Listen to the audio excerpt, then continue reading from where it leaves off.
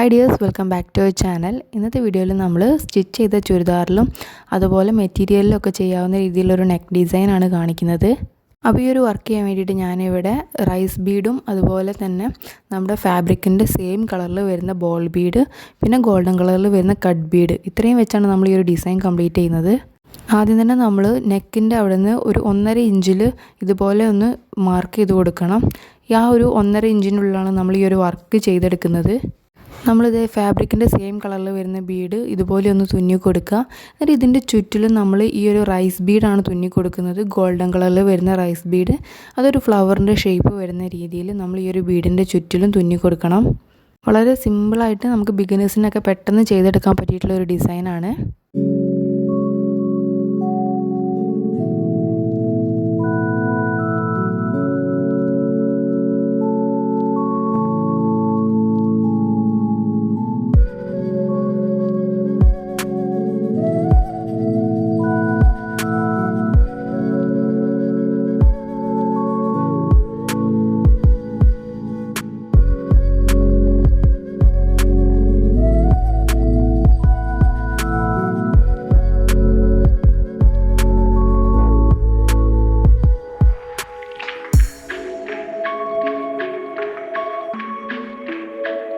ഇനി നമ്മൾ ഈ ഒരു സെയിം ഫ്ലവർ തന്നെ നമ്മുടെ നെക്ക് ലൈൻ കംപ്ലീറ്റ് ആയിട്ട് വരുന്ന രീതിയിൽ ഒരു ചെറിയ ഗ്യാപ്പ് ഇട്ടിട്ട് വേണം തുന്നിയെടുക്കാനായിട്ട്.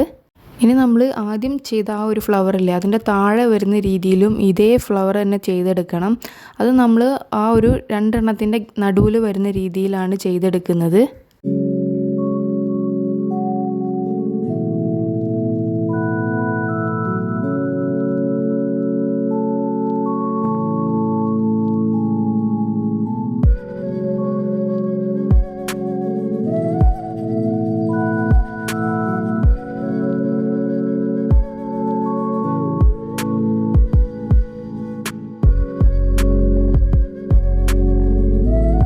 ഇനി നമ്മൾ ഇതിൻ്റെ ഇടയിൽ വരുന്ന ആ ചെറിയ ഗ്യാപ്പും കാര്യങ്ങളില്ലേ അത് നമ്മൾ ഫില്ല് ചെയ്യാൻ വേണ്ടിയിട്ട് ഈ ഒരു കട്ട് ബീഡാണ് യൂസ് ചെയ്തിട്ടുള്ളത്.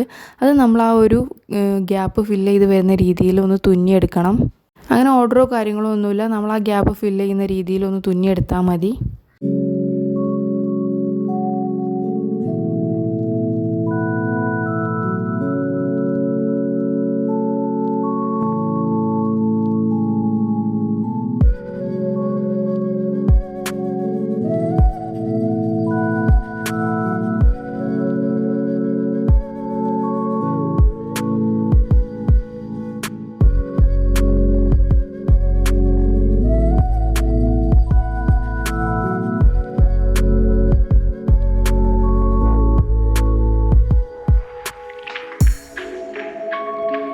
അപ്പോൾ ഇതുപോലെയായിരിക്കും നമ്മുടെ ഫൈനൽ ഡിസൈൻ വരുന്നത്. ബിഗിനേഴ്സിനൊക്കെ ഈസി ആയിട്ട് ചെയ്യാൻ പറ്റിയിട്ടുള്ളൊരു ഡിസൈനാണ്.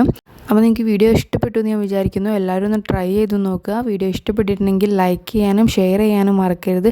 അതുപോലെ നിങ്ങളുടെ അഭിപ്രായങ്ങൾ കമൻറ്റ് ചെയ്യുക. ഇനിയും ഇതുപോലുള്ള വീഡിയോസും കാര്യങ്ങളൊക്കെ കാണാൻ വേണ്ടിയിട്ട് ചാനൽ സബ്സ്ക്രൈബ് കൂടി ചെയ്യുക.